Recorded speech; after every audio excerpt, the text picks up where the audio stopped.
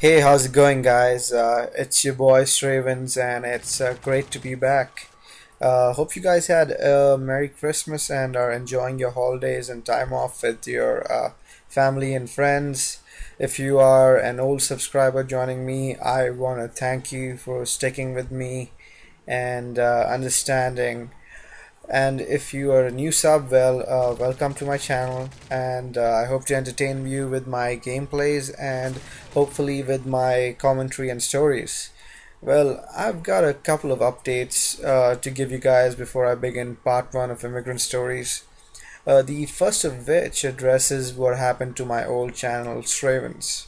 Well, long story short, I was hacked and both my YouTube account and email were compromised. I kind of messed up because I had the same password for both accounts.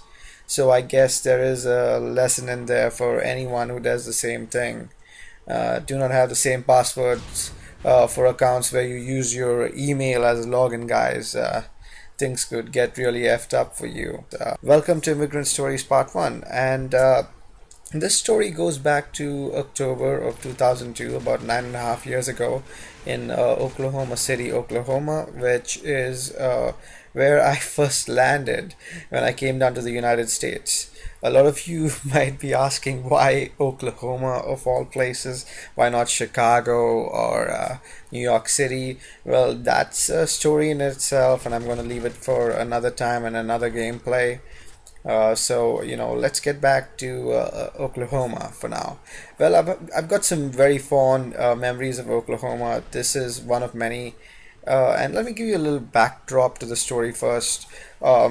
Pretty much when I came here to go to school, I came from a family which couldn't really afford the high fees.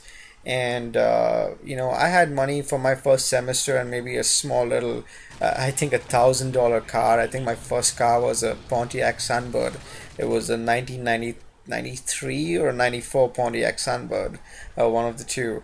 We didn't have much money. I had to work, and I also lived in the hood. To make sure, my rent was pretty low. And the story begins, and it is based on my experience in a grocery store. What was happening was I was in training in a grocery store, and I was in training with another guy who happened to go to the same college as I did. And he plays a central role in the story, but I will need to protect his identity. So and I still need to give him a name, so I guess I'll combine the first letter of both his first name and last name. And it comes out to, I kid you not, PP. So, well, there you go. His name's going to be PP for the story.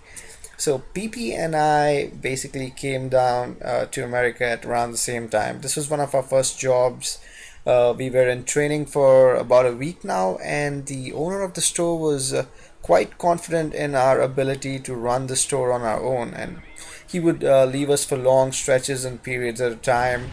And this story basically happens on one of these occasions where our owner was out of the store and it was just PP and myself running it. So we were the kings, or perceived kings, I guess. Being grocery store clerks at that point of time. So basically, this was a Friday night, and PP and I were taking turns at the cash register. So I'd say, be on the register for about 5 minutes, and PP would be there for the next five. So PP now is a small town guy. Just to give you a little background on him, and I come from a city of about 9 million people. So it's not really a big deal for me to converse with other people, and more importantly, converse with them in English.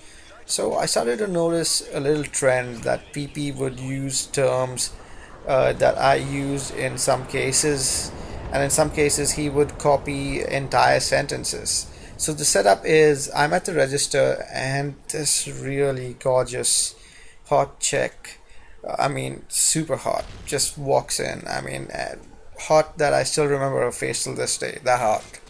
So she walks in and she picks up some beer and she comes down to the counter. And I have a little brief and friendly conversation with her. And here's what goes down. She says, "So it's how's it going, ma'am? Oh, it's going good. And how are you this evening? Oh, I'm doing great. Is basically what I say. And I say, I've got to say this. Wow, you look and smell really amazing tonight. Anything special planned? A party or something?" Well, she kind of blushes and plays with her hair and says, I'm going out to hang out with a few friends and play pool. Nothing special. Then I say, well, I hope you have a great time. Thank you and see you soon. And she smiles and says, see ya. Now, PP, who was in the background, was clearly intrigued by this. He must have thought to himself, now, if this noob who is fresh off the boat can talk to a fine chick like that, well, so can I. So about 20 minutes passes by, and finally a nice looking chick walks into the store. Granted, she wasn't as good as the pool playing chick, of course. And as fate has it, it also happens to be PP's turn to be at the register. Well, there was something different about this girl. She seemed quite nervous and she was walking around the store a few times. She was restless. Something seemed amiss. PP, on the other hand, wasn't any better himself. He seemed nervous, and I guess he put some pressure on himself to smooth talk this girl. So, well, she finally strolls over to the counter, and here's how it plays out. So, PP basically goes, hello, ma'am, and the girl says hi, and she puts the item she's buying on the table. And PP says, suddenly, out of the blue, wow, that's amazing. It looks like you are going to a party tonight. And the girl like looks up at PP and she's like super shocked. And then she just says, "That was rude, asshole," and then she just storms out of the store. Now that was like a shock factor for both of us. We both didn't know what happened, and I had no idea why she did that until I looked down and saw the item she placed on the table. It was a pack of condoms. I started laughing hysterically, guys. I just couldn't control myself. It was nuts. PP was embarrassed. He was trying to play it off like nothing happened, which was funny in itself. I don't think the boss ever found out what happened, but I doubt that girl would have ever returned to the store after that event. So that was one of our first misadventures in America. Hope you like the story, guys. Part 2 is going to be up very soon, and that one's going to be set in the classroom. Hope you guys are having a great holiday, and as always, have a nice day, guys.